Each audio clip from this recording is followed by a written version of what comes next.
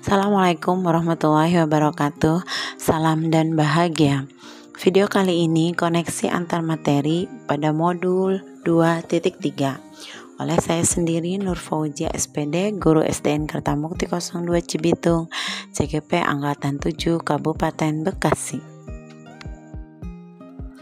Selama pembelajaran, saya dibersamai oleh fasilitator Ibu Dr. Andes Wahyu Nugraheni MSI dan juga pengajar praktik Ibu Nurmi Andriani SPD MPD. Pada modul ini, banyak sekali ilmu dan wawasan baru yang saya peroleh tentang coaching. Coaching merupakan bentuk kemitraan bersama klien untuk memaksimalkan potensi pribadi dan profesional yang dimiliki melalui proses yang menstimulasi dan mengeksplorasi pemikiran dan proses kreatif. Berdasarkan tabel ini, jelas sekali terlihat perbedaan antara coaching dengan yang lainnya.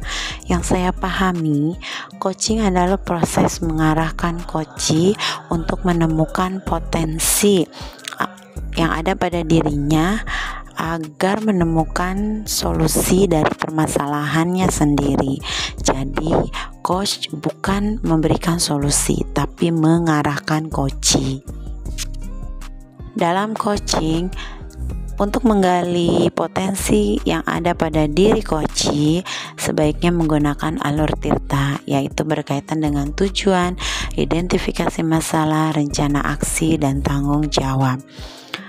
Agar potensi pada coachee itu keluar, maka sebagai coach hendaknya mengajukan pertanyaan yang berbobot yang sifatnya terbuka. Ketika mempelajari modul 2.3 ini, saya merasa senang karena menambah wawasan saya. Saya pun semangat untuk mengimplementasikan tirta dalam coaching. Selain itu, saya juga menyadari kekurangan-kekurangan yang pernah saya lakukan pada coaching saya. Kemudian saya juga memahami perbedaan antara coaching dengan konseling dan mentoring dan lain-lainnya. Saya bersemangat untuk berlatih coaching kepada teman sejawat saya untuk menemukan potensi diri mereka, dan coaching kepada murid untuk menggali bakat dan minat mereka, serta membangun kepercayaan diri dan mewujudkan profil pelajar Pancasila. Pada saat berlatih coaching, kompetensi yang sudah baik yang saya lakukan adalah mendengarkan dengan aktif dan kehadiran penuh. Saya berusaha menyimak apa yang disampaikan oleh coachee sehingga tahu permasalahan dan siap mengajukan pertanyaan yang berbobot. Kompetensi yang akan saya tingkatkan adalah mengajukan pertanyaan yang berbobot dengan menggunakan kata kunci agar coachee terarah menemukan solusi dari permasalahannya. Pada latihan pertama, saya membangun keakraban dengan coachee, kemudian menanggapi setiap permasalahan yang disampaikan, tapi saya masih kurang dalam mengajukan pertanyaan yang berbobot. Kemudian latihan kedua, saya belajar bagaimana menjadi seorang pengamat dalam coachee. Nah, di situ saya lebih menyadari kompetensi apa saja yang harus diperhatikan ketika menjadi seorang coach, yang harus dikembangkan, yaitu salah satunya mengajukan pertanyaan yang berbobot dengan menggunakan kata kunci. Dalam mengimplementasikan coaching di sekolah, ada beberapa tantangan yang saya hadapi.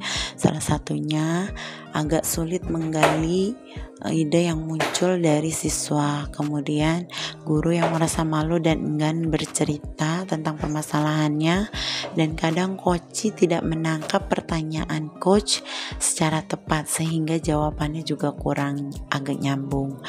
Nah, alternatif dari tantangan tersebut yaitu saya akan terus berlatih coaching, saya akan membangun keakraban dengan rekan sejawat maupun siswa, dan lebih belajar memahami siswa. Menurut saya, coaching ini sangat penting bagi seorang guru sebagai pemimpin pembelajaran. ya, yang dimana pembelajaran yang efektif yaitu pembelajaran berdiferensiasi yang lebih memperhatikan kebutuhan murid sesuai kodrat alam dan kodrat zamannya. Selain itu, pembelajaran sosial emosional juga sangat penting diberikan kepada siswa agar tumbuh kesadaran diri, kesadaran sosial, dan dalam pengambilan keputusan yang bertanggung jawab. Penerapan pada masa yang akan datang, saya akan terus mempraktikkan coaching untuk membantu teman sejawat maupun siswa menemukan solusi dalam permasalahannya menggunakan alur Tirta. Dan saya juga akan membagikan pengetahuan seputar coaching yang dimiliki kepada rekan-rekan sejawat, baik yang ada di sekolah saya maupun di sekolah lain. Sebelum memahami modul 2.3, saya melakukan coaching dengan sebagai coach memberikan solusi permasalahan. Padahal sesungguhnya coaching itu hanya mengarahkan coach menemukan sendiri solusi permasalahannya, dan juga bisa dilakukan kepada murid dengan menggunakan pertanyaan yang berbobot dan bersifat terbuka. Pengetahuan ini sangat bermanfaat bagi saya, semoga bermanfaat juga bagi yang lainnya. Terima kasih.